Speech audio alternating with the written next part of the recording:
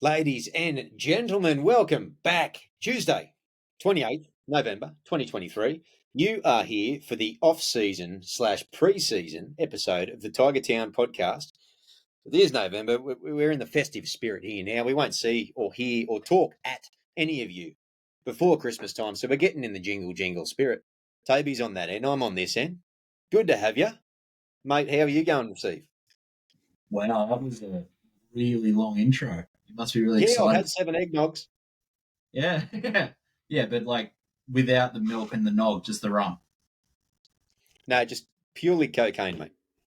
That's why I'm twitching. Well, to all the kids that are listening to this, welcome. Don't listen to us, baby. 'Tis the season, kids. Get into it. Anyway, mate.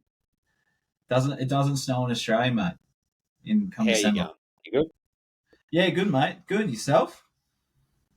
Not too bad. What's been happening in the world of Toby? Oh, mate. Haven't been upset every weekend. Haven't been deflated. Haven't been angry, but also haven't had any passion for about 2 months, 3 months. So, Oh yeah. I haven't had a roller coaster of emotions. So, it's been good, but it's been boring. So what you're trying to say is you're missing your footy. Is that what you're trying to tell me? Mate, I missed my footy after grand final. I will put my hand up and say I barely watched any of that Pacific Test sort of tests. I am not all of that enthralled with International Rugby League these days. Yep. So, but yeah, it's I don't know. It is what it is, and we've still got a lot to talk about come Tiger Town, and I guess with everything that's going on in the background these days, this is going to be an interesting podcast. Bit to talk about, mate. Sorry about that. I had to shut the door out the front. Yeah, a bit to talk about. I agree with you when it comes to international footy. I like international footy. It's still good football, high quality football. Something about it though that just doesn't capture you like Clubland does, or Origin, and it doesn't. Yeah, same with Origin. I wonder if it's the timing of it too. I think we all get a little bit maybe. I don't know about footied out. I could watch footy all year round. I think supporting the Tigers might test that, but I think. But yeah, just something about it. I find it a little bit hard to engage. I do love it, and but I'm in agreement with you on that one. I didn't watch as much. In fact, to be perfectly honest, the most excited I was to watch the likes of Api Sakuru play for Fiji, to watch Walla have a run for Fiji. I was really hanging out for Latu to get a run for Tonga. They ended up playing something like 14 minutes off the bench as reserve hooker. I was a bit disappointed in one game. I was a bit disappointed by that, but yeah, those are the things that excited me the most, I think, about that series. Yeah, I think that's the thing. Seeing the Aussies get belted, I'm as Australian as they come, but seeing the old guard with boring old selections, and Mal Meninga running the show, who's just I don't rate at all as a coach. No, yeah, it's kind of good to see him get their pants pulled down. The listeners will sit there and they'll have their comments about the 8 straight, but it's a pretty well known fact that Michael Hagan did a lot of that coaching back then. So, not only that, should we rattle off the names in that side? Yeah, it'd be very hard to lose a game when you have a team full of future immortals. I tell you, mate, I got 3 wheelie bins out the side, right? I got a recycling, I got a green waste, and I got a general waste wheelie bin. The general waste wheelie bin's got a big crack down the back of it because I once tried to put a few pieces of concrete in. I shouldn't have Don't do that, okay? Point being, that cracked wheelie bin could have done a better job coaching, or at least an equal job coaching that Queensland side as what Mal Meninga could have done. See, I was going somewhere with that. No idea where you were going with that, if I'm being honest, but you got to trust the process, mate. He's got jokes. He's got jokes. Oh, he's a joker. What a joker! He's a bit of a joker, mate. Let's dive right in because in a rare piece of form, I've actually got a run sheet tonight. We're not running off the cuff. There it is, right there. It's a list as long as, well, my proverbial, not so much yours, but certainly mine. So we've got a bit to get through, mate. Might be a long show here.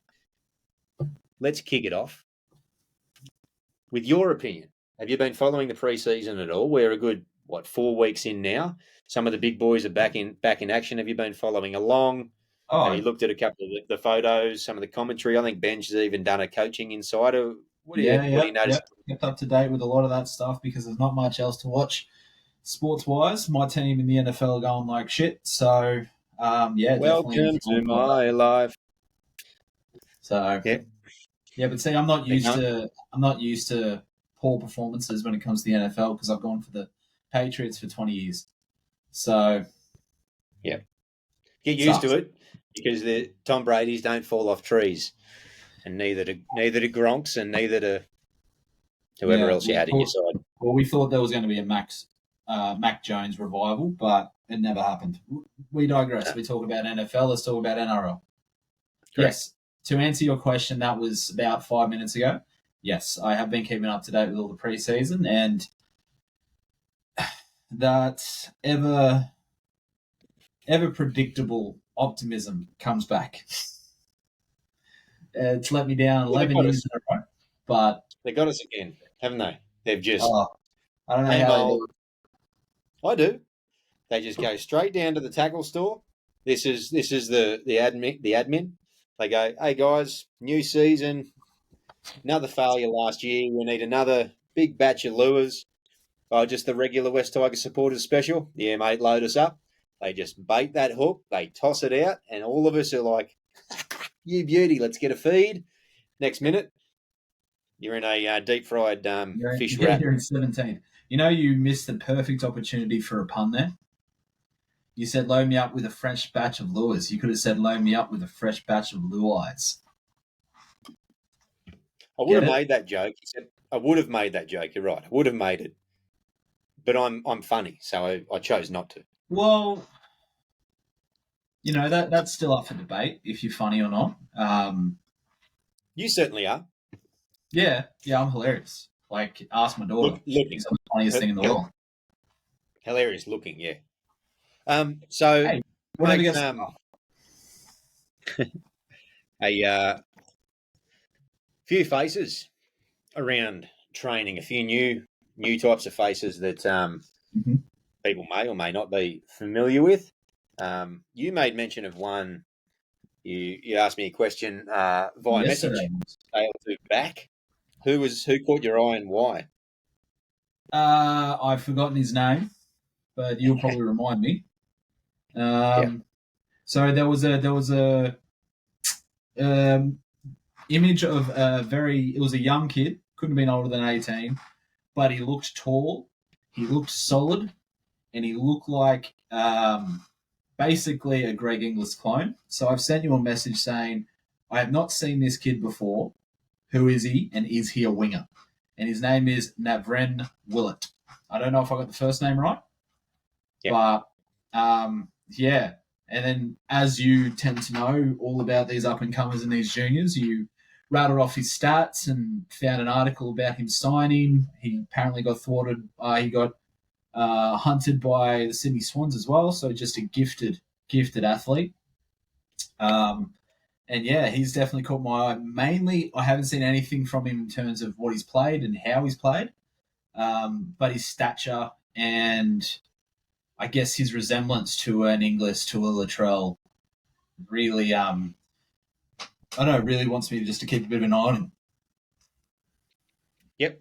Yeah, Navin Willett. He's just one of a series of young guns that have arrived at the club this year. Came from up Taree way. I think he even played a little bit of Harold Matts maybe with Newcastle. Yeah. We signed him last year. He's 6'6", just 18. He's been playing the local group. I'm not sure what the group is down that way. It's a group 4 down at Taree. Well, Coffs Harbour's now Group 3. It used to be Group 2, so it might be Group 5 now. Oh, they're not Group 2 anymore. Okay. Yeah, all right. Or whatever it is down that way. Yeah, centre come winger has been tearing them to shreds up there. He's just one name you happen to mention. Yeah, so Navin Willett's there. So there's a whole bunch that have been there. Obviously, the first couple of weeks we see a lot of the extended summer training squad, and you see a lot of the juniors as young as probably SG Ball and Flegg. A few of the hopefuls that are playing cup and whatnot. You see some of the development players there, and then you see the first graders, the fringe first graders, or those on the edges of the 17 tend to come in, and then you obviously see your big guns come back. All of which ours haven't, obviously, because we had a few that were in that series. So yeah, there's a couple there. He's one of them. There's a series of others as well. I won't go through all of them because I'll probably leave a few of them out. But yeah, definitely a few new fresh faces. Very young looking squad from the training photos we've seen so far. Yeah, definitely. It looks like obviously they're trying to get a fair few of those fresh faces around some of the before all the experienced players come back, and that's generally what they do anyway. But given what our coaching staff is now, I find it quite exciting about what these guys, because you think about it, half of those kids would have idolized Benji, would have idolized Robbie. Hyington and Morris can probably give or take. You know, they're great players, but they probably weren't in the headlines as much as the other two. So yeah, having them come through and really learn and I guess absorb the knowledge that those four have, you know, it definitely bodes well for our future. We've been harping on this for 2 years now. We believe that our future is quite bright. The issue is our present is very bleak. So Not only that, but the transition period from where we are into that spot and making sure we're maximising it, maximising development, maximising the transition of those players into being first graders, and then getting the balance of the squad right too. Like you can have all the best juniors in the world, but if they're all centres or they're all second rowers, you don't have balance in that squad. So that's the challenge too, right? 100%, 100%, and I think that's one of the main reasons that I guess Benji really needed an experienced half, I guess, to steer everything around, and somebody that had a voice as well. And obviously, we've done that in signing Caesar. But it was also really pleasing to see that, the other half that we signed that, we've got hopes for, not just obviously not Fino, but we're talking about Sullivan here.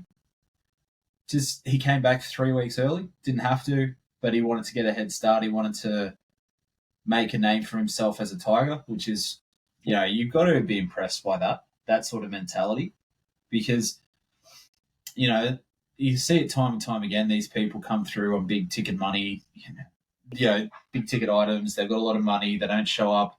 They put, barely anything in the field. I'm not pointing fingers here, but we all know that I'm talking about Nofaluma. And they just don't offer anything, and it sort of translates onto the field. Where you see things like that attitude, that hungry, I guess, the hungriness that comes with that. That's something that I want to continuously see. And that was really pleasing. You want them to be hungry. They're a really young squad. You want them to be hungry. But to your point, particularly from the new faces coming in, 100%. Fun fact about Bud Sullivan is that he doesn't drink. So you think a lot of young players on decent salaries and things, you think, most of them, you assume, don't mind a bit of a party or mind, the young men. So concerned with the shit they're going to get in. Yeah, exactly right. And so you look at the amount of times that people fall foul of the law when they're NRL players. More often than not, it involves one or two things. It's either drinking or it's drugs. And so just the fact that he's a 21-year-old bloke who doesn't touch the drink is like that in and of itself is encouraging. It has no bearing on how he's going to play on the football field, but to your point as well, like if you're looking for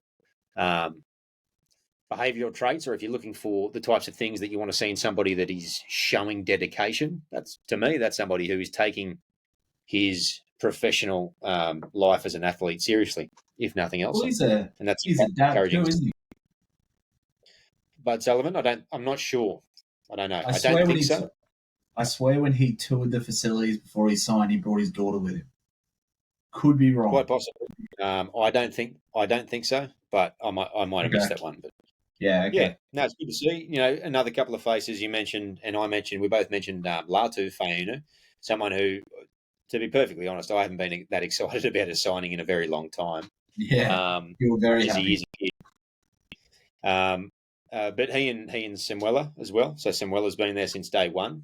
For the most part. I think he's been there since day one, yeah. And he looks to be happy and doing his thing. I think he's somebody who'll grow into his role a fair bit, being that he's a traditionally an edge forward who's probably moving towards the middle, and he's only 19. And we all know that, middle forwards and forwards in general, it takes a little bit of time to sort of mature into your body and be able to tackle men, not just tackle, but to go into combat against men head on week after week. And at 19, you're a kid, even if you're a big kid, so that'll take a bit of time. But no, it's nice to see a few of those faces around. Aiden C, as you mentioned as well.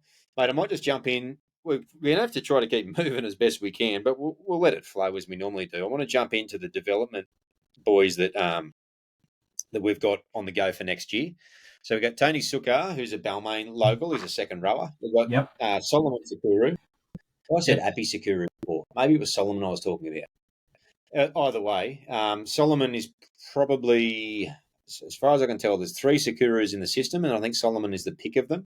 Solomon, from memory, is someone who has played in the junior grades everywhere from prop to fullback to wing, such as his versatility.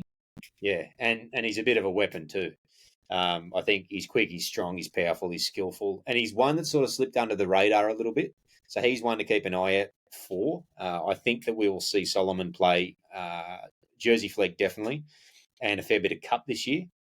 We've got Kitlea Laliti that we saw come in for his debut at the end of last year, very raw. Same thing, young kid, 18, might be 19 now, I think.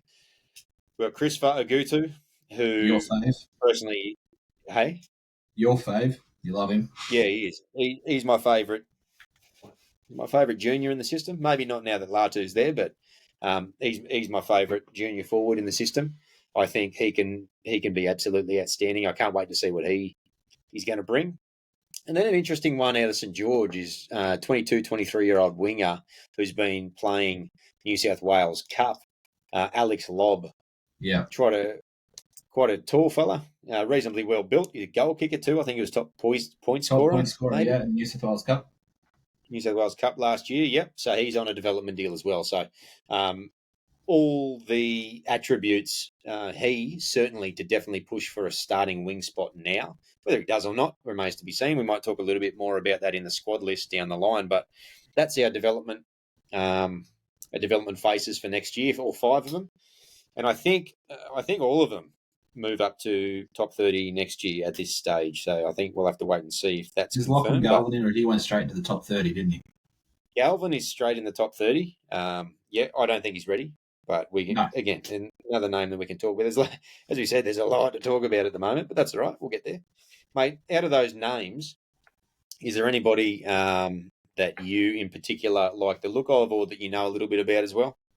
Well, I think I know, obviously, Chris Faigutu, just because you told me to watch him. So I watched a little bit of his youth highlights, and he's definitely raw, but he's got a lot of, base power. He's really stable to the ground, which means, I think maybe you likened him to him, or maybe we agreed upon the fact that he's very much built like a Tamalolo. That's what I was about to say. For those that haven't seen him, think of a bit of a Tamalolo type. Yeah. He's not quite have the size, but he's certainly got the power. But for me, from the couple of games I saw him playing Cup and the one game he played for us, I want Lauli to just develop and just grow. And I can't wait for him to be something special, because I think he's going to be.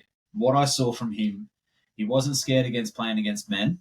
He wasn't intimidated by the push up in, I guess, skill set when you go from New South Wales Cup to the NRL, and he was so strong, consistently strong. He put on some very good hits. Had a really, he was.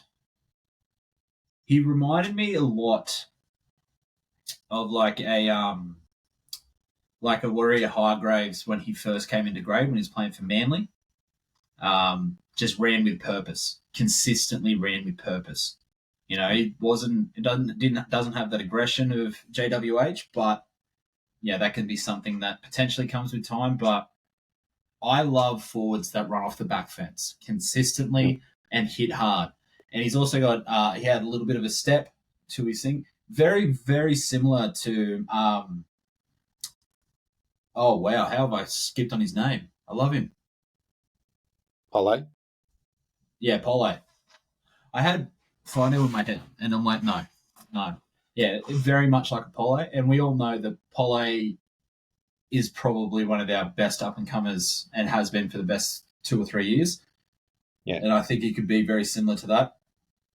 And something like that, like you think about, Polle's probably entering his third year of top grade consistently, definitely debuted in 2022, I'm pretty certain, played majority of the back end of that year, then he played most of last year.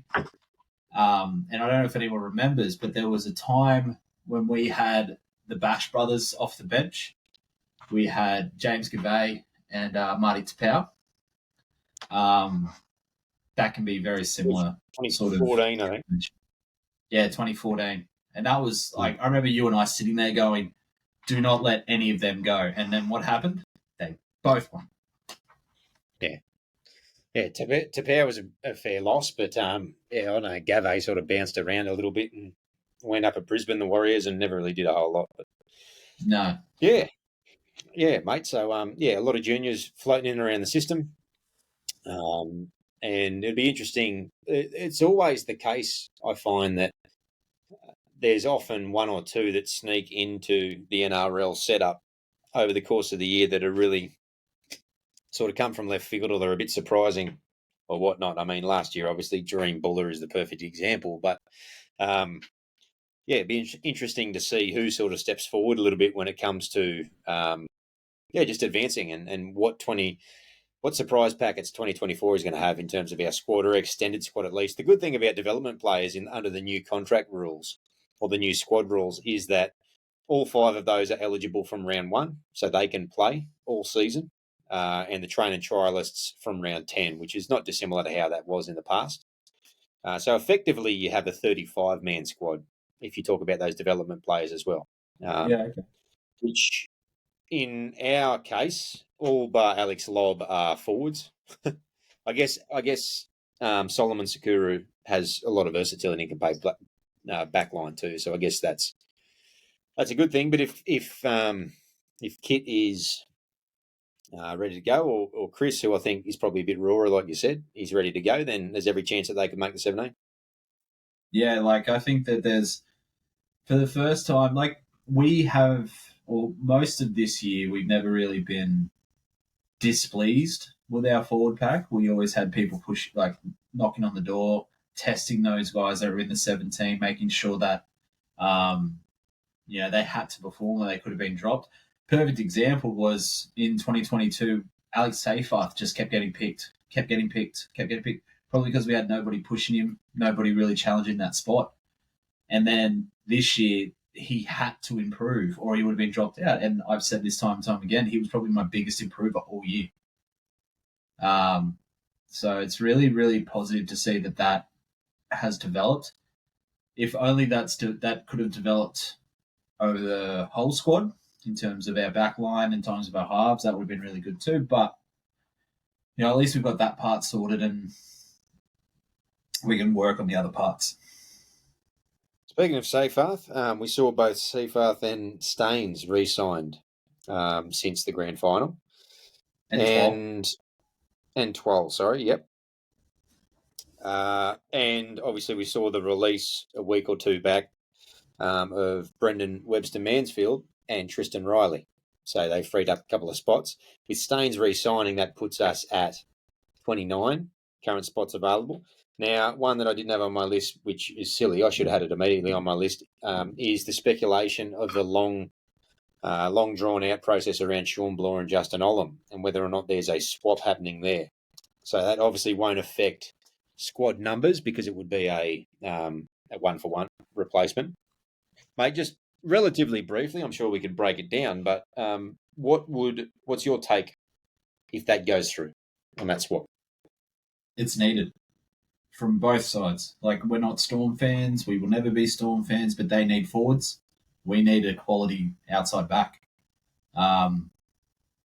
It's, I'm all for it. And don't get me wrong, I think that when it goes through, because apparently it's a given now, everyone's like, Sean Bloor, he followed Melbourne Storm online, so he's going. I'm like, okay, because that's an indication. But apparently it's signed, sealed, and delivered. I'll be very happy with that. The issue for me with that is you and I both agree that one of our best players last year is an out and out centre, and that is Tupou. And then we've also got, obviously a bloke that probably cemented his spot in the centres this year in Todd. And then you've also got Felitti coming through, who had an okay debut, but he'll definitely be pushing. So I guess it's good that we've got that depth and we've got that challenge for spots. But I hope that signing Olam doesn't push one of these young guns out the door. I really do. It clearly won't happen to Dog because I think he extended for 2 years this year.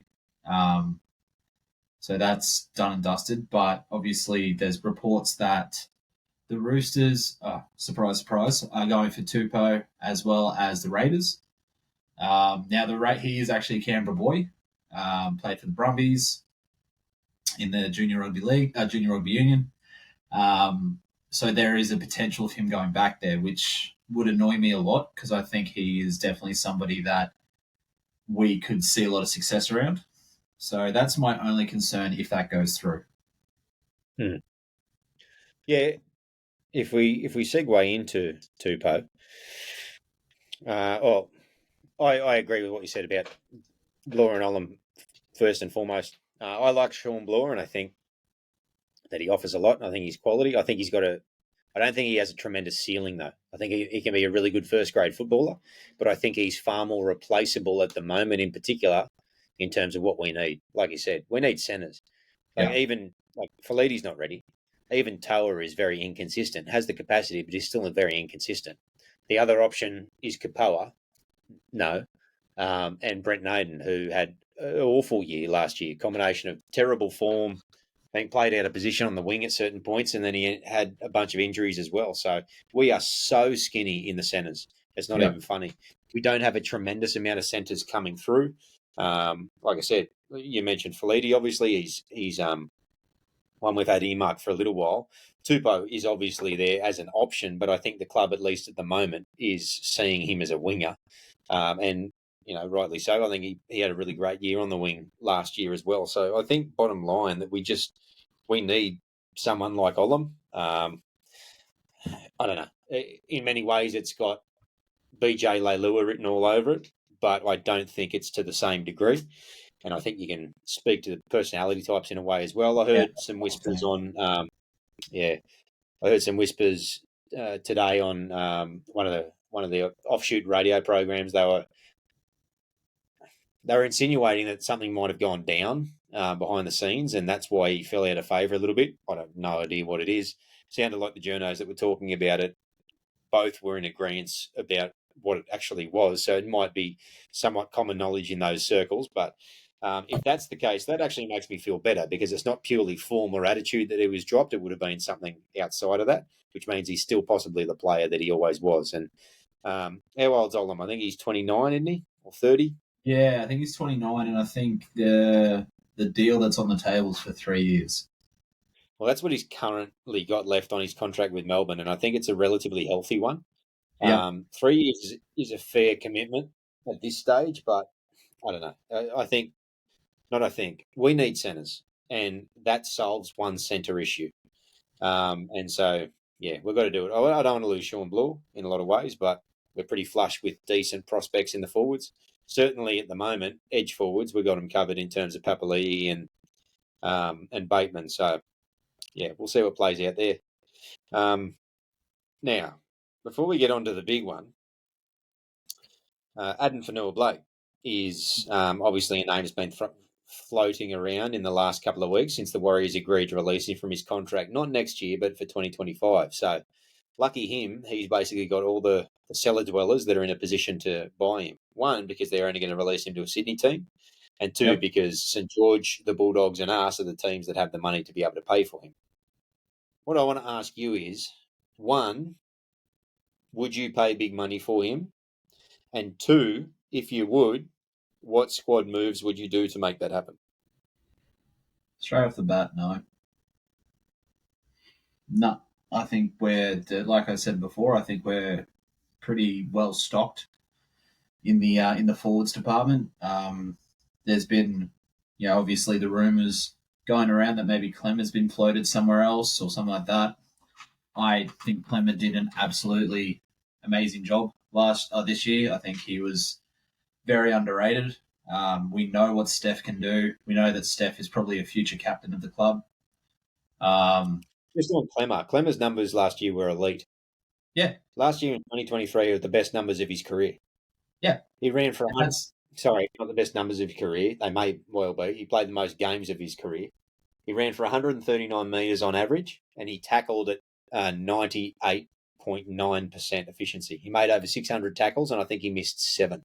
and that's the thing. If he was playing, if he was, in the Knights doing that, and they made that run to the final, he'd be praised for everything. But the issue was he was playing for us, and we just didn't have the attacking prowess to finish the platform that he set up. That's it. Like Yeah. we would never, It's a no to Fanua Blake. It's a no to Fanua Blake from you then. no to Fanua Blake. I don't think we need him. I don't want to waste money on him. You? Okay. I would, but I'd be doing it as a trade. I'd offer. It wouldn't take it, but I'd offer up Alex Twal first and foremost. Webster's familiar with Twal. Yeah. But if they wanted a big fish, I'd be prepared to swap Clemmer as much as I just sang his praises. Aiden Fanua Blake he's not Payne Haas, but he's the next closest thing to a game-changing forward in the game now. He, in my opinion, is what Andrew Fafita was for the Sharks when he was at his best. He's that good at the moment. And it's not just the numbers that he does, but what he brings in terms of energy and mongrel and the whole bit to a side. Unless, last year or the last couple of years have just been a complete sort of out of the blue occurrence. He's pretty quality. But that being said, I don't want to spend, which probably rules us out. I don't want to spend more than about 700 to 750 on him. Yeah. Rumours are at the moment the Warriors have got him on. It wouldn't be $1 million, but it's pushing up in that territory. And for me, I'm with you. That's too much money. Yeah. That's the thing. Like, if we get him for a reasonable price, yes. But if I'm not moving heaven and earth to get him. Interesting. I didn't think of the trade, but do you know who I'd give? And which could definitely be on the table is Papali'i. That was my second one. I didn't get to it. Yeah. That's who I would give because I think that could definitely be on the table. He'd love to go back to New Zealand, prove that he's come back a better footballer. And if that trade could happen, it would free up our space. But again, he probably he'll get snapped up by. I think at this point, I think the Dragons will snare him, and I think they'll pay $1 million a year for him. He's a Dragons junior. That's why. Yeah, and he did fall out with them though before he left to Manly. Fulton apparently, him and his father, probably more so, Bob, were instrumental in getting him to Manly in the first place. Yeah, I heard that. And he's very tight with the Fayunu family, with Moses Suli and with Olakawatu.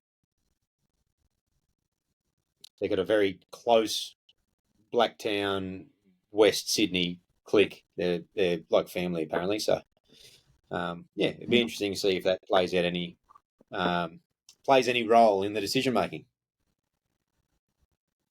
Yeah, it will. But bottom line, won't pay that money that he's after because we don't need forwards. As much as, you said, he's probably the second best prop in the game. No disputing that, none at all. But I'm not wasting cap on that. I'm wasting cap on, I don't know, probably the next person we're about to talk about. 1 second, sorry, guys. Yeah. Sorry, I just had a visitor. That's all right. So the other thing is we obviously re-signed Charlie Staines, which is good news. In my opinion as well, just back to Tupou, I know for a fact, when we get to the predicted lineups for next year, Tupou and Staines are my wingers. I can't find space for Nofaluma. In fact, I hope in many ways that they are doing their very best to shop him around. I'm sure that's probably the case. I know he hasn't been the favourite son necessarily, and probably primarily due to his output in the last couple of years since he signed that monster extension.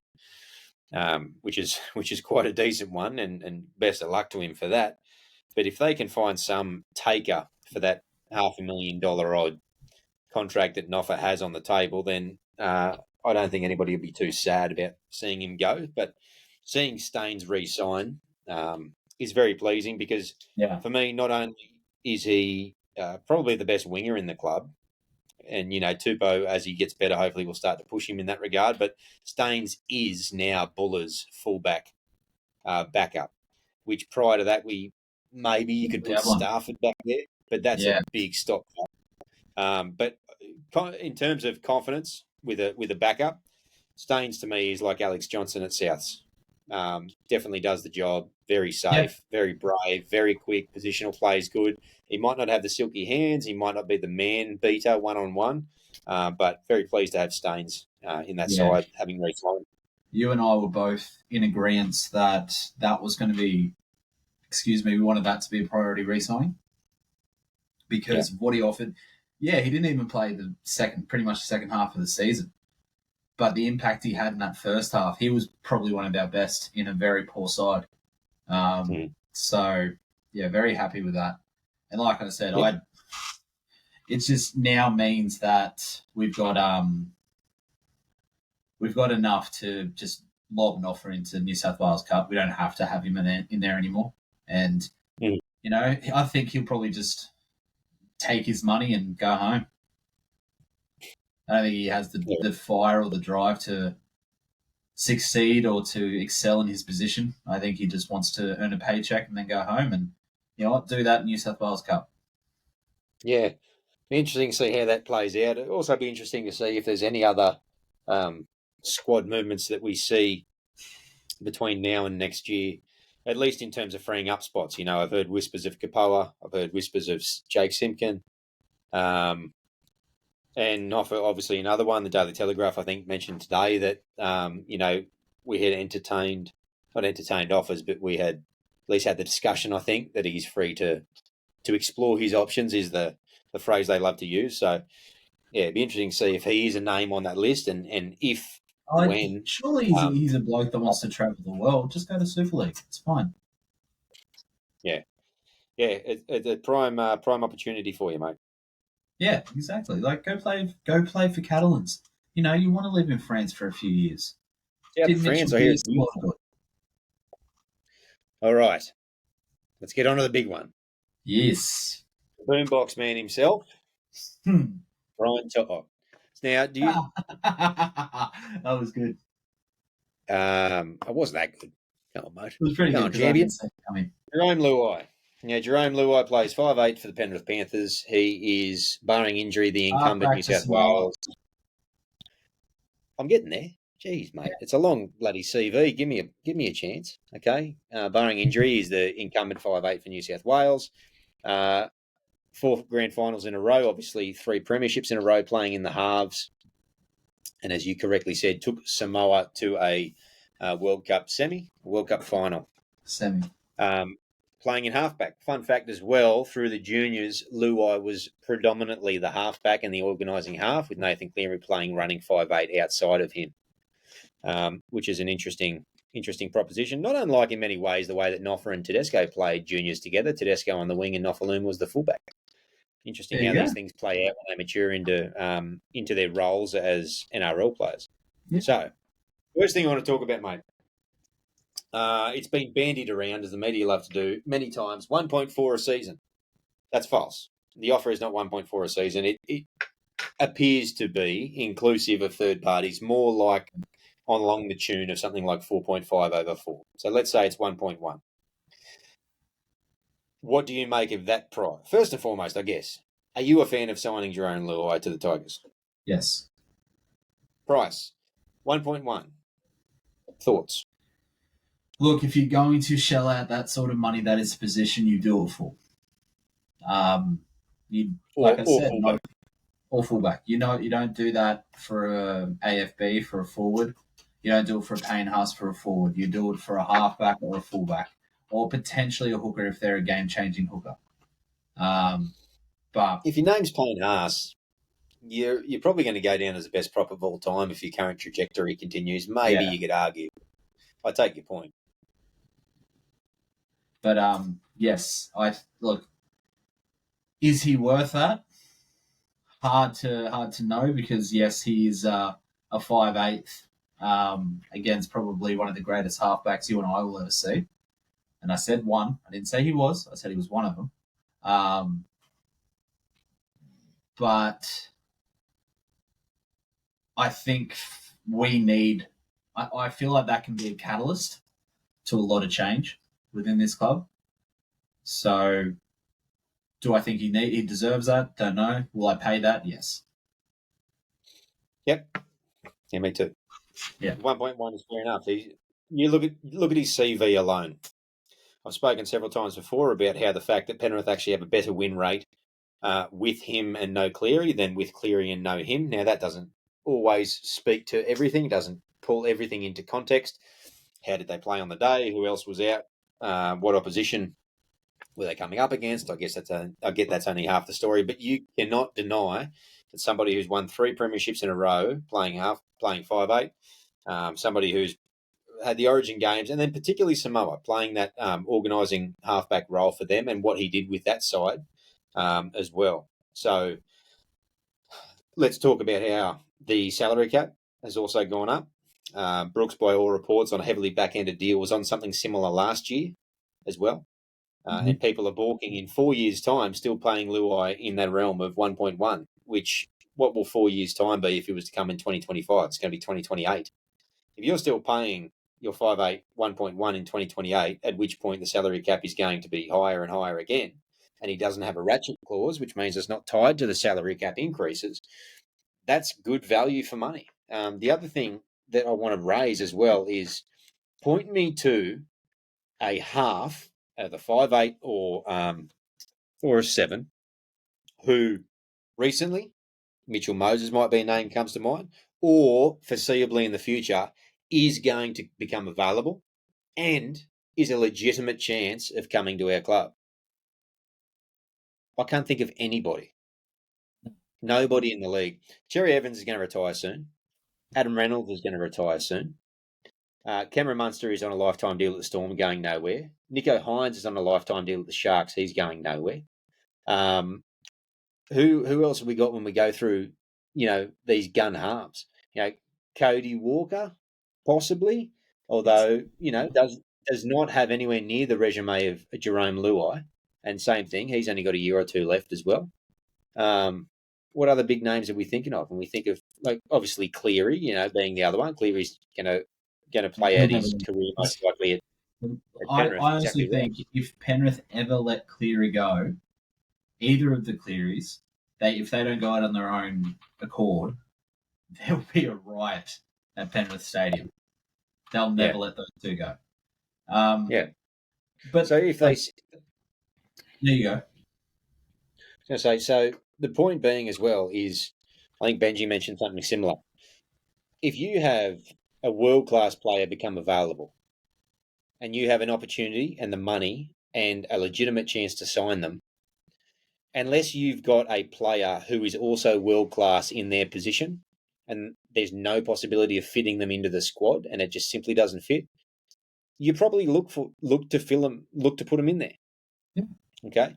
Not only that, but some halves are interchangeable. What I mean by that is some halfbacks can play 5'8" and some 5'8s can play halfback. Brooks, I believe, can do both.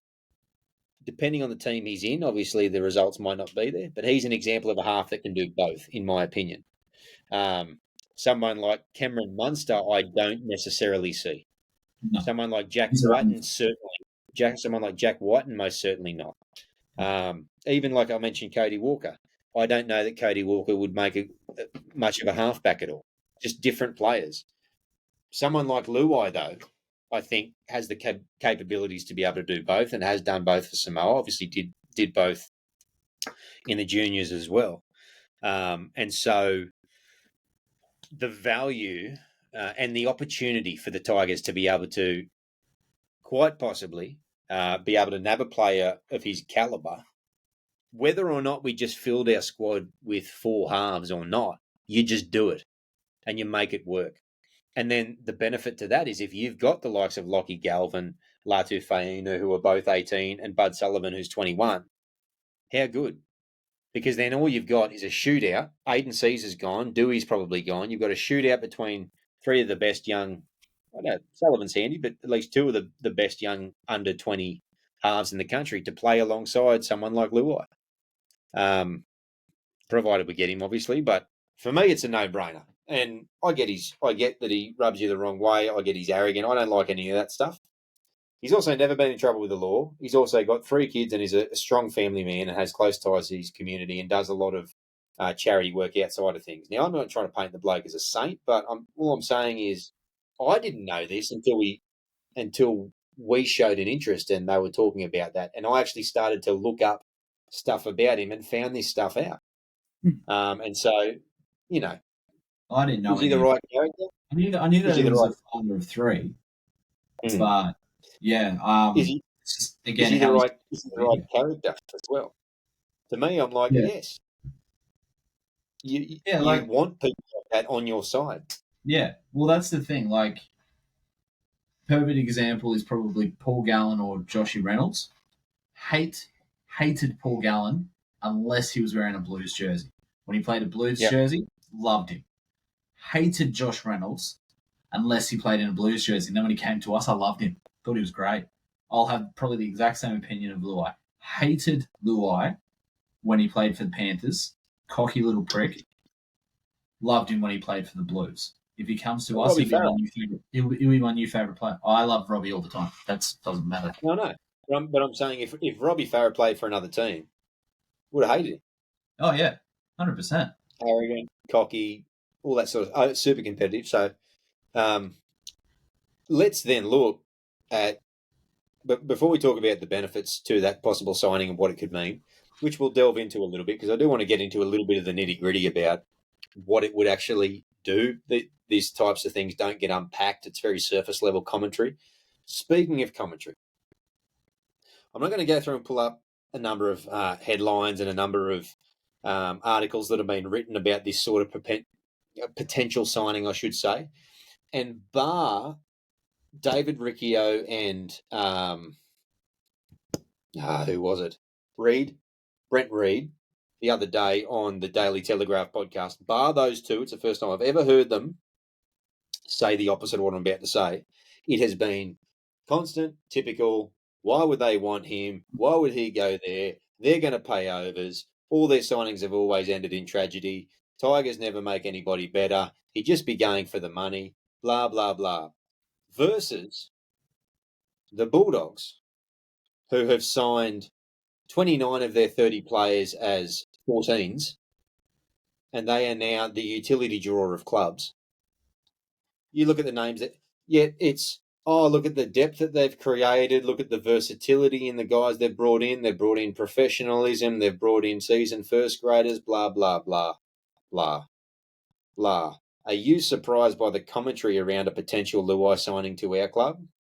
Or are you not? I'm not surprised at all.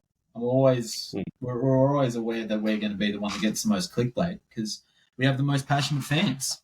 I mean, the fact that we're not what's the word I'm looking for? We're not somewhat praised for probably the smart sort of retention and recruitment that we've done in the last 2 years compared to what the Bulldogs have done, which has just been a Black Friday sale, Cyber Monday sale. They've just literally, Blake Taft's free, let's sign him. Oh, Connor Tracy's free, let's sign him. Oh, I don't even know who else they got. Jake Turpin. Jamin Salmon, Jake Turpin. Drew Hutchinson. Like you said, they are literally 5 14s that they've signed. 5 of them. But yet Phil Gould knows what he's doing. Look what he did at Panthers. Yeah, good on him. He did a great job there at Panthers. He didn't do this, but he didn't sit there and sign and try to, fix a leaky pipe with a Band-Aid. He sat there and he took the pipe apart and he rebuilt it. And that's why the Panthers are as successful as they are. It's just, it's not surprising, but it's continuously frustrating to consistently see the Tigers. Oh, this is a bad choice. Why would you do this? Or you've done this wrong. You've done this wrong. And we all know that it's because of a news algorithm, but it still makes that sort of journalism really, really frustrating to read, which in turn makes me not like the journalist. We all know That's the other side of the coin. You talk about algorithms, though. That's the other side of the coin. If they just put Tigers in the headline, I'll still read it, even if it's positive. So why? And I said that Brent Reed and Ricky O, if you haven't seen it or listeners haven't watched it, I think it was maybe the end of last week or maybe earlier. Yeah, it's probably the end of last week. They were talking about it, and basically they actually, for the first time that I've heard a journalist say, they said that we feel sorry for the Tigers. They talk about how other teams pick on the Tigers, how they'll mention the Tigers in ABC, or they'll play dirty games, and they're talking about Matt Cameron, the CEO of Penrith, and how they have a history of starting to subtly express when they know a player is probably about to leave, subtly express that, oh, it's about the money and this sort of stuff, and plant seeds to denigrate basically their likely destination. Now, I don't know if they know that Jerome's going to us or if it's just them playing the game, but those two journalists, to their credit, is actually a refreshing listen. We're defending our club, which is fucking Well, it's ridiculously interesting that rare. it's Brent Reed that does that as well. Yeah, I know, exactly right. But if they, if I went to Fox Sports or Daily Telegraph or Sydney Morning Herald or whatever trash news outlet I go to read a lot of my league stuff, and I see something like Tiger's blueprint for reversing wooden spoons with Luai at the centre, something like that, and they talk about how something like good on Benji and the Tigers for going after a big fish. Here's the reasons why he could be a great signing for them. Normally, on a big potential signing at certain clubs, you will see maybe some negative commentary on it and some positive commentary on it. I've seen hardly any positive commentary with anybody sitting there going, he would be a Roy Asatasi signing for the Tigers. You know, like you said, he could be a linchpin or a game changer. He could be a turning point. He could be the type of signing that then can start to turn the club around. Normally, you would see that in a variety of different struggling clubs when that happens.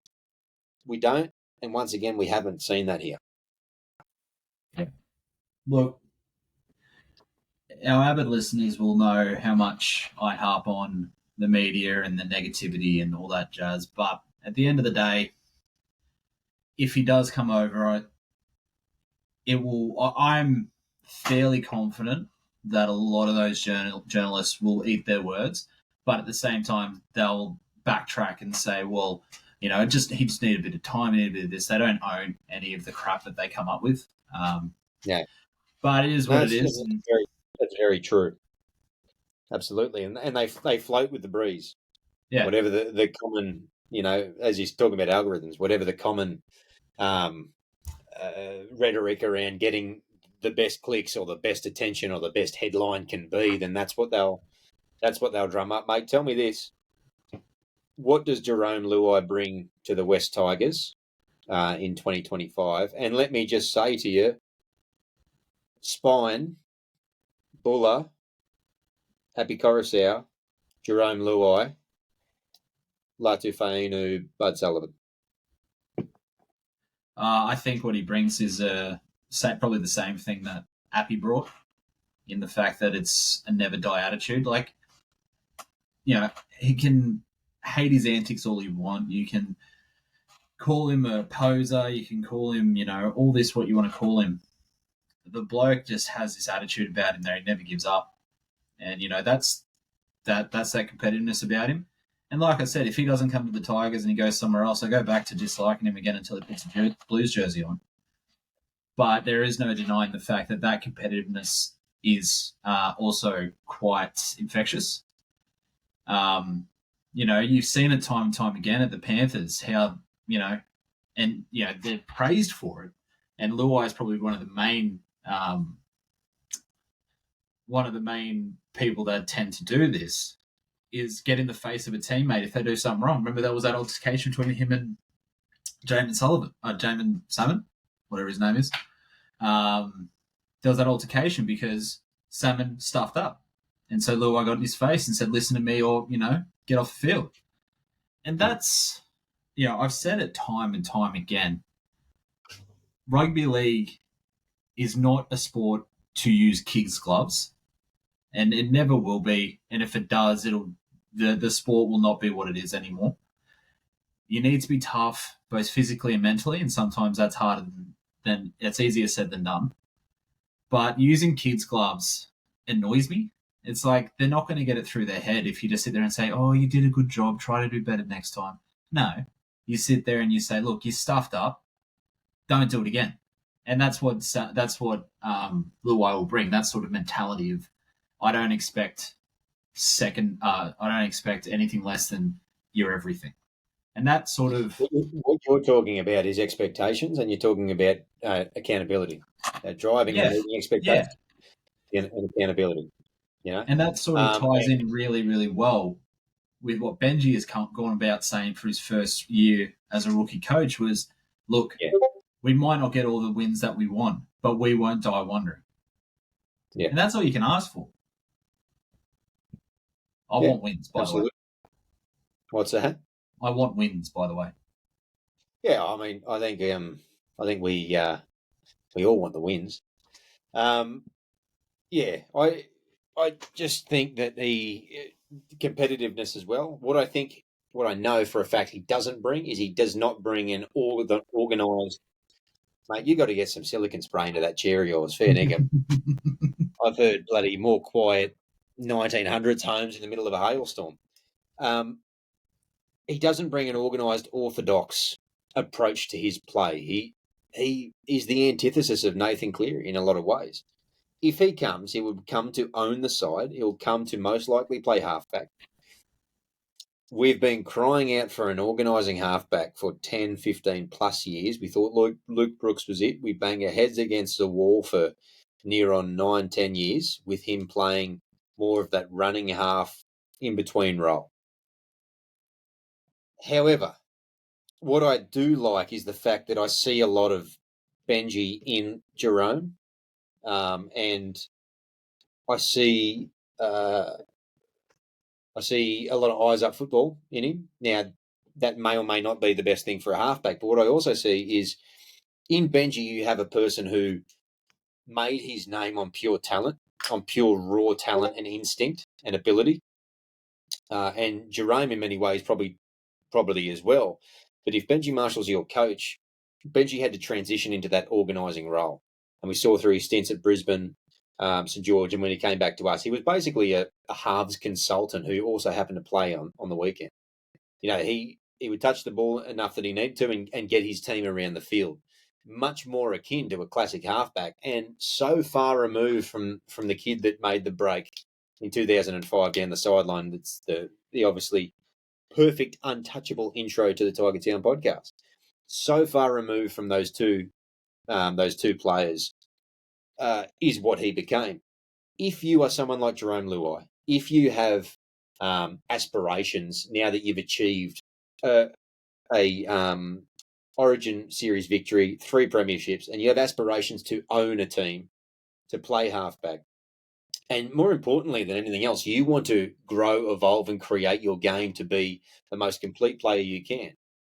There is nobody who has done it better to guide you through that process than Benjamin Quinton Marshall. He wrote the textbook on how to change yourself from that erratic, pure, raw, oozing talent fullback come 5'8" into that game manager. So I think that marries up particularly well and may be of appeal to him. But back to that spine, mate. Like, let's say Fainu comes good on some of his stuff and finds his feet. You'd be looking at Jerome Buller, Latu Fainu at 5'8", Jerome Luai at halfback, and Api Coruscant at hooker. Mate, that's a spine. That's a spine. Well, that's a spine matched with the forward pack that we're all very happy with. I feel like we're both in agreement in that. Like, I think that there could be a lot more done. I think that Papali'i could have done a lot more. Maybe it was just him finding his way. Maybe it was just the fact that we didn't give him enough quality ball. I'm not sure. Maybe he'll, rekindle that amazing run at Parramatta next year. Who knows? But apart from Look, that, both he and Bateman will be better. They both were you put somewhat your house on that. underwhelming. Yep. Cool. Yep. Everyone knows this. Everyone heard it. They're not better. Both he and Bateman Move out of your house. will be better. And how could they not be? I mean, Bateman arrived, a week before the season started, had no preseason whatsoever. Didn't play for the first 2 or 3 weeks. Papali'i and then came across and then had that shambles of a game plan that Sheen's tried to implement with 200 passes a day, whatever nonsense that was.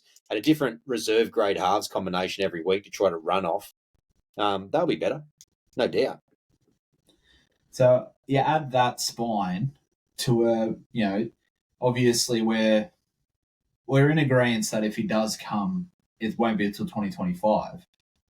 And so if, they continue to improve, think about the forward pack the next year. That to me sounds like a force to be reckoned with as well. Like, people think that it's a 5-year plan, but if that comes to fruition, it's the plan's there in 2025. Yeah. So, Yes. Is it the end of the world if we don't get him? no. I will be pissed off. Don't get me wrong. I think that with everything we've done in trying to sign these halves and they just, use this as chess pieces to get more money from their current club, it pisses me off. But, they got to do what they got to do. But I think that we've got enough in terms of that talent coming through to not exactly, I guess, rectify that issue, but it's enough for me to be confident that it won't last for very long. So, Yeah. you and I had this discussion off air, maybe yesterday, the day before, where you mentioned, look, if this was 2 or 3 years down the track, we probably wouldn't even have a bar of Luai. I'd probably think that we'd already have our halves sorted with whoever we've got coming through, whether it is Bud, whether it is Latu, whether Galvin develops into something quite special. But I still think that we're not going to get until 2025 anyway, which means that if we one more year of developing these youngs might be enough. So, yeah, in long story short, it's not the end all to be all. The other good thing, and you mentioned 3 big names. Sullivan we've got for 4 years, Latu we've got for 4 years, and I think Galvin we've got for 3 starting next year from memory. I think it's 3 or maybe 4 as well. So all these guys are signed up long term pretty well. The good thing about that scenario, and don't get it twisted, Lachlan Galvin is elite. So very few people have dominated and destroyed at schoolboy level like him. Granted, it's schoolboy level, right? Latu is the same, but is a prodigious talent and always was coming up. Hasn't made his mark yet. Has the opportunity to do so. However, these blokes also have versatility. So these are not Adam Reynolds in Toyota Cup for South situation. Adam Reynolds is an out-and-out halfback, right? If he's coming through the Toyota Cup, you need to be able to have that space available and you need to facilitate Reynolds working his way into that squad in an effective manner. Latu is versatile, can organise, primarily a running 5'8", played hooker for Tonga in the Pacific Test off the bench. Galvin, I think, is already 6'4" at the age of 18, has been playing halfback and 5'8". He's 6'4". So he has, if not ball playing, most likely, in my opinion, possibly centre if he's got enough toe. I don't know how toe he is speed wise. Second rower, long term. Yep. So he by virtue of the fact that he's going to grow into a big frame, he has versatility, which means we can play him in other positions other than the halves. He's a big lad. And the other one being Sullivan as well, is versatile. He can play obviously a strong running game, but came through as an organising halfback. Again, a lot of people don't know this. And then obviously is an ideal 14, has played 14 for St George on a number of occasions, can play hooker. So it's not out of the realms of possibility that we can fit a Luai in there, keep Galvin, Latu, and Sullivan, and be able to work them all into this system. You've then got Talon De Silva to come in and do a transition as Coruscant finishes up in, well, he's still got 3 years now when he extended. Is that right? Yeah. Finishes in 2026. Yeah. Okay. So, in my opinion, and off the back of what you just said, a signing of someone like Luai, what it does do is it doesn't necessarily future proof us. I think we've already not future proof, but I think we're set up pretty well long term with young halves. But I think what it does is it brings that forward. So it brings from the moment that he hits the laces up a boot in 2025. Again, caveat: if he comes, we don't have a good track record about major signings. Then I just think it brings that plan forward, and it means that we have a competitive team ready to go. If Jerome Luai is here in 2025, and we've got these other boys, as you said, another year older, you can play first grade at 19 and 20 easily, then I think that we have a team ready to vie for top 8, and who knows from there? Who knows who comes through? So I think Luai is an acceleration of the plan signing. I want him. I agree. It's not the end of the world, but geez, it'd be a rough miss, particularly because of how good a fit he is and how he is a legitimate chance. Moses, maybe it was just money. Munster was never a shot. Who was the other one we went after? Went after Latrell a few years ago. He had a handshake agreement, so possibly. But Luai seems like he's a legitimate chance of coming to the club, whether it comes to fruition or not. Apparently, he wants a decision made before the start of next week, which is when he's due to return to Panthers training. So it could be something that's happening soon. I'll be very, very happy if it does happen. The messaging out of Penrith would indicate that it hasn't been overly confident. Cleary sowing seeds of doubt about whether he's up to it. Matt Cameron, I said, the CEO, talking about ludicrous offers that teams. Fletcher was the CEO. Brian Fletcher. Who did I say? Matt Cameron. Brian Fletcher. Matt. I get confused. Who's Matt Cameron? He's someone over there. Yeah, maybe. I don't know. Anyway, whoever it was. Yeah. That's bad on my behalf. I should have those names right. Oh, they're not Tigers. They're Penrith. Who cares? I can fuck them up all I want. Exactly. Who gives a shit? The messaging would indicate it that maybe it's happening, but mate, does he sign? Yes or no? Yes. But I said the same thing about Moses. Yeah, well, that's true. We did. We left a bit more in the lurch about that. Yeah, but there was not a lot of there was yes. Yeah, without as much, I guess, sway going our way that there is Luai. Like you said, all the media, all the comms coming out of Penrith doesn't seem very confident that he's going to stay, especially considering they've used this term consistently throughout the proceedings is you can't blame him for taking the money. It's like he's already taken the money. Mm. And that's the thing. I mean, Penrith can't. I think Penrith said they can offer him $800 a year, and that's capped. Out of the two, you'll keep Cleary out of the two. But, we obviously will be throwing a bit of coin at him, make him one of the highest paid players in the game. But the thing that frustrates me, and it really frustrates me, is everyone's like, you can't pay him that much. You can't pay him that much. But yet when Kalen Ponga was signed to a 4-year deal with the Knights for $1.4 million. They're like, oh, this is a great re-signing. Why? Probably because Andrew Johns was there to sort of have a bit of a word to him. Who knows? But what has Kalen Ponga done clubland?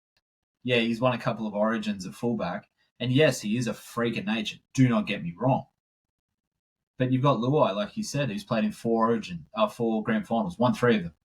Has led a test side to a semi-final. For me, it's he didn't play number 17 in those for 12 minutes in those grand finals. He played in the halves in all four of them. Exactly. You know.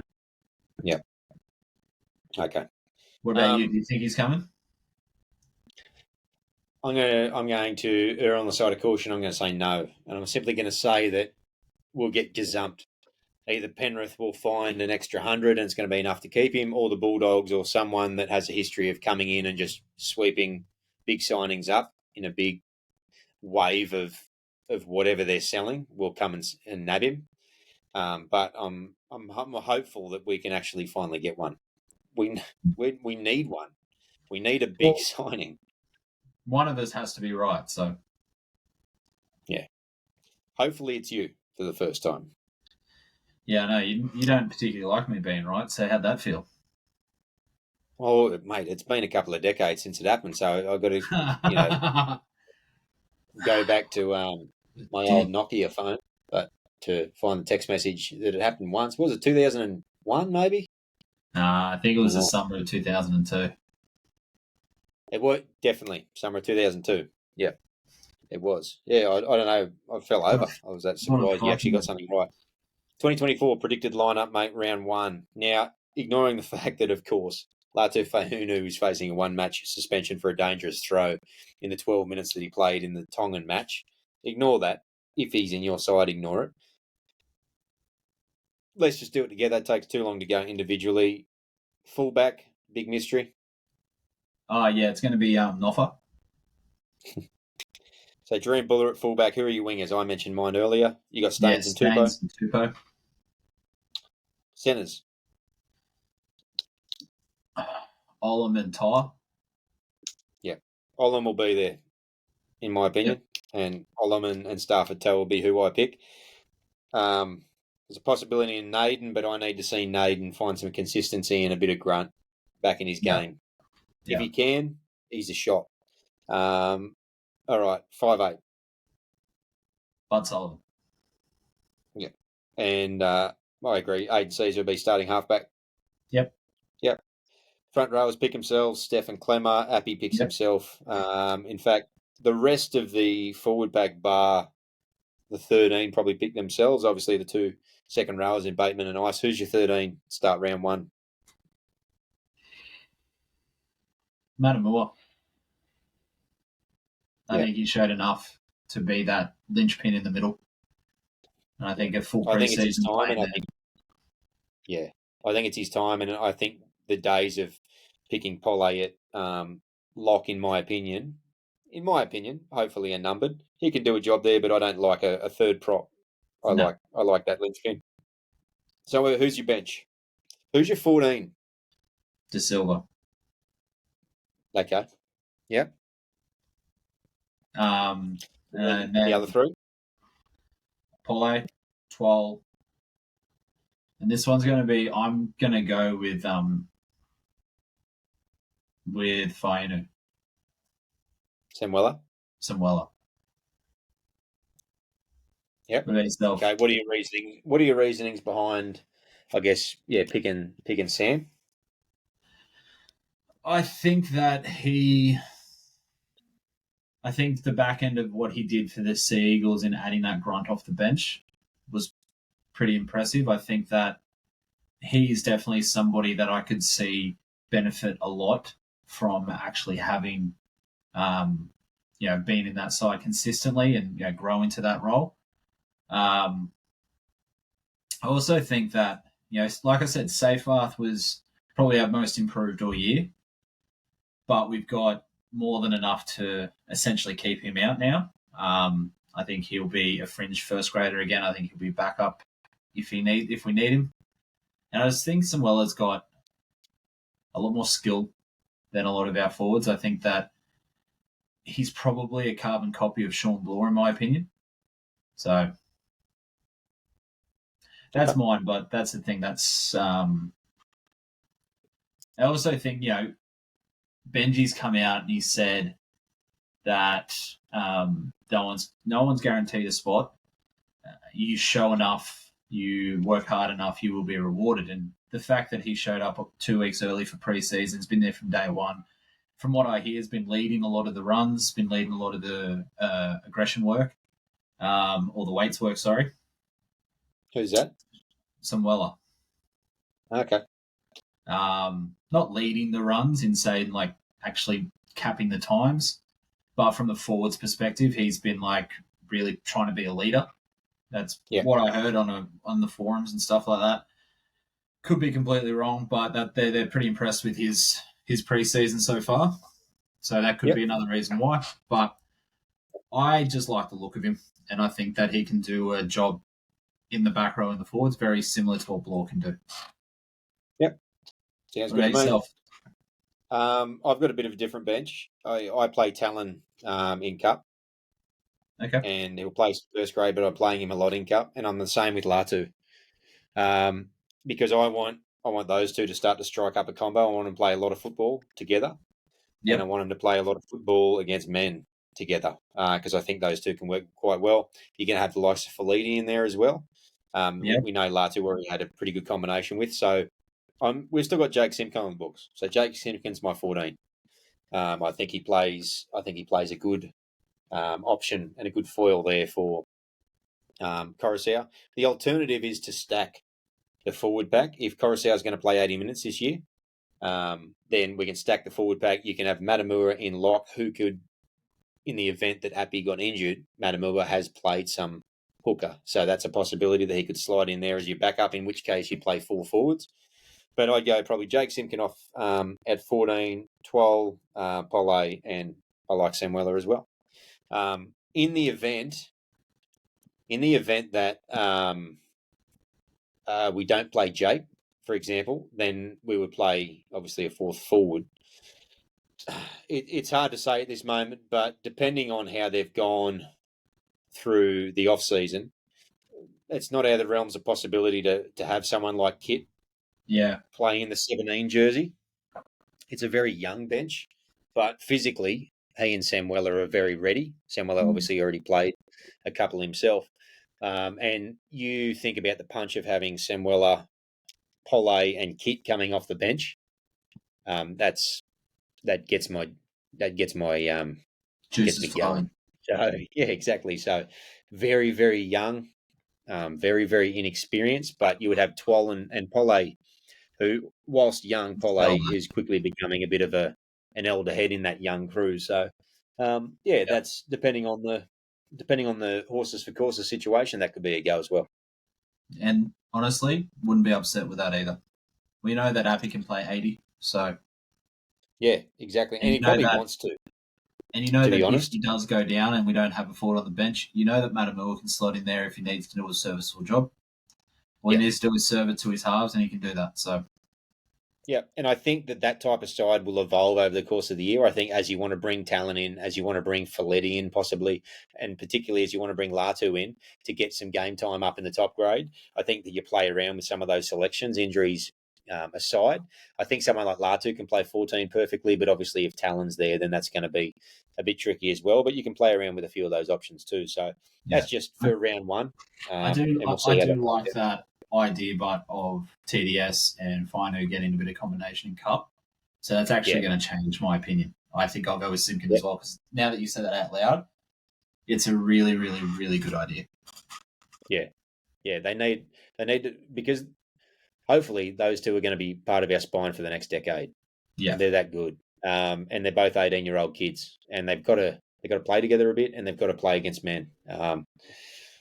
Once they find their feet there, I've got no doubt that they will dominate New South Wales Cup. I mean, Latu already was tearing New South Wales Cup to shreds for Blacktown at certain points in the year last year. So, yeah, that's me. Yep.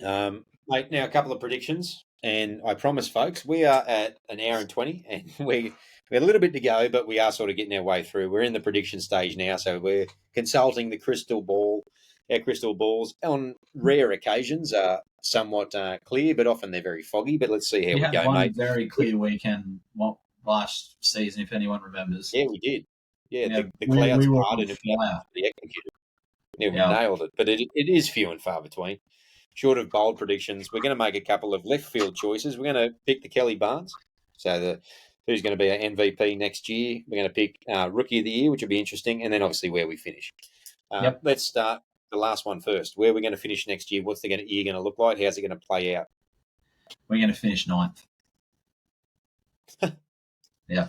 I'd pray for 9th at the moment, mate. We're going to finish 9th. 100%. We're going to just miss out. We're going to be 9th at the end of round 1. Huh? What's that? What did you say? I said we're going to be 9th at the end of round 1 anyway. Yes, we are. Oh, I forgot about that. That sucks. It's great. We're going to be ahead of 8 teams. Yeah, but we don't get to watch the footy until round 2. Oh, I know. That's all right. Yeah. Well, everyone else is getting injured. Yeah. Like Turbo's pulling a hamstring and Munster's doing an ankle and everyone else. Brooksy's doing his other hamstring. Yeah. I don't want to talk about that bloke. I like Brooksy, but I don't want to talk about him. Okay. We're going to finish 9th. Okay, how's the season going to play out? Is it just going to be consistent? Some good, some bad? Are we going to start hot, finish poor? What's going to happen? They're going to start hot, finish poor. I think that the youth's going to set us off at the start, but it's going to let us down in the end. That makes sense. Yeah, that makes sense. And Benji, I'm not that optimistic. I still think we're, like always, all teams have a range, right? But we've got to actually make a prediction. I'm going to say that we're going to finish about 12th. I think next year is going to be another season where we're going to have a lot of close losses again. I don't think, to your point, youth, I don't think we have the executional strength and experience to be able to execute on those small wins. I think it was, or small losses. I think it was something like 7 games last year. We lost by 6 points or less. Yeah. And I think if you extend that out to 10 points, I think it was like something like 10 games or something. So I think that's going to hurt us again. But yeah, 11th or 12th for me. So it's a slow march up. But then I think as the squad matures, being so young, I think then 2025 and beyond is when we're going to really start to see a bit of improvement. So yeah, look, 12th is pretty pretty morbid to think about at this stage, but it's certainly a lot better than 17th. Yep. 2 more to that. Just this isn't something we discussed, but who do you think will get the wooden spoon?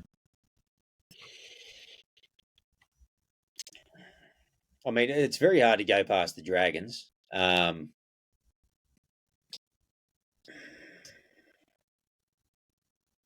wouldn't be surprised if it is a surprising team. And look, if the Dolphins cop an injury or two, I think they're in major strife. If Flegler or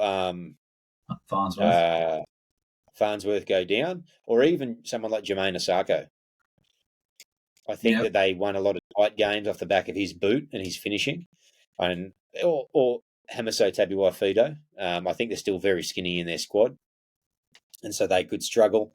I don't see the likes of the Warriors and Newcastle getting down that low, but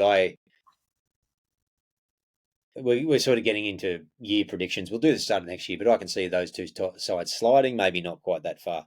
I'd say the Dragons, only because I'm not going to say us as well, but I could see the Dolphins being down there. I can see Canterbury really struggling. They still have a laughable forward pack, and they don't have set halves.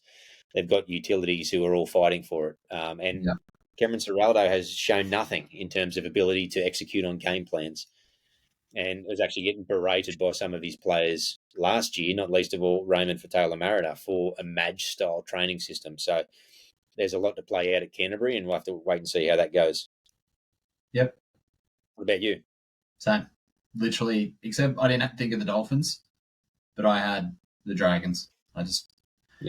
Yeah. I think it's their, we all know what they can bring and what they can't. So it's their time too.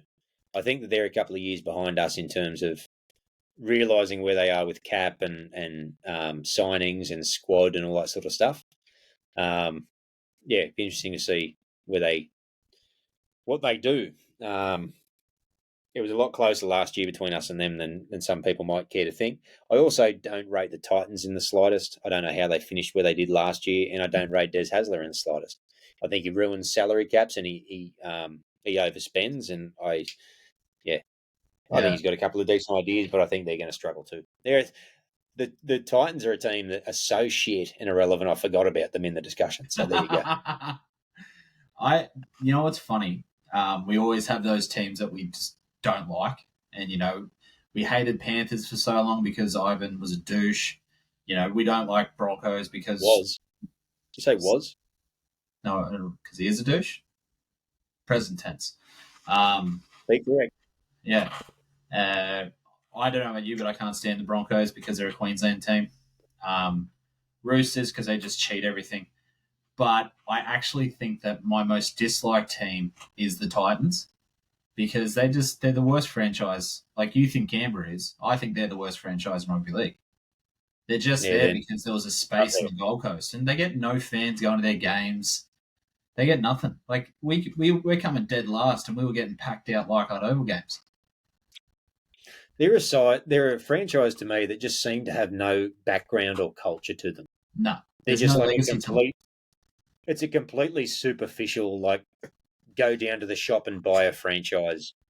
Like it's just so manufactured and artificial. Yeah, it's the same as the Gold Coast in general. Just everything about it sucks. It's vapid. It's bereft of any history. Like there's just what are you going to talk about at your old boys' night? Like Wes Patton and the Chargers. Like what are you? Hopeless, woeful. You went on a tangent of how much the Gold Coast sucks. They suck, mate. I'm with you. Just the Gold Coast in general. Back on track. We're good at that. All right. We're very good at that.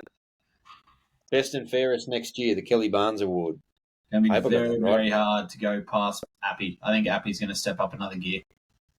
Yep. What about? I'll give you. I agree. I think he's going to be spectacular the whole time he's at our club. I actually reckon he'll move into coaching under Benji when he's finished. To be honest, I reckon he'll step into a trainer / assistant role. I think he loves the club. He was a supporter.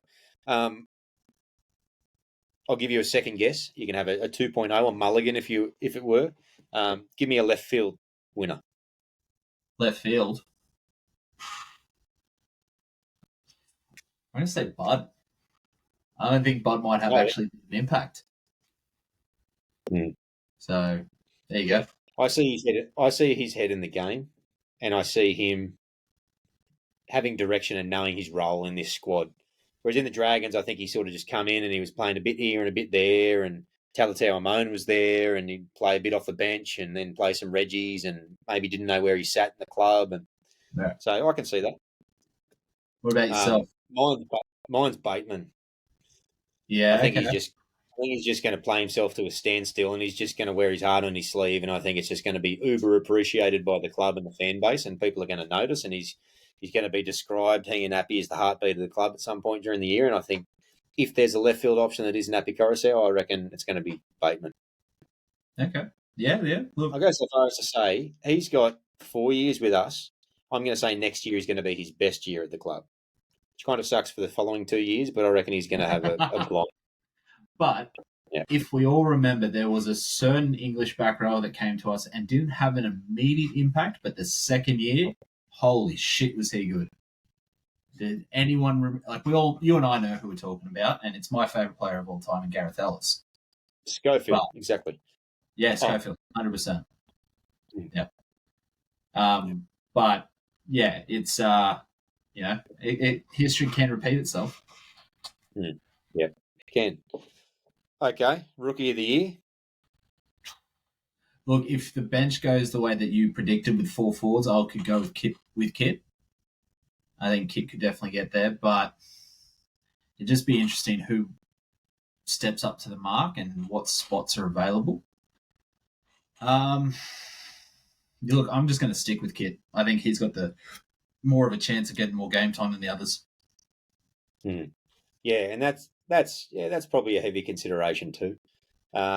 Obviously, I'd be Latu if he was the obvious choice, and he might well be over Bud. We're thinking Bud at the minute, but Latu may well be the guy.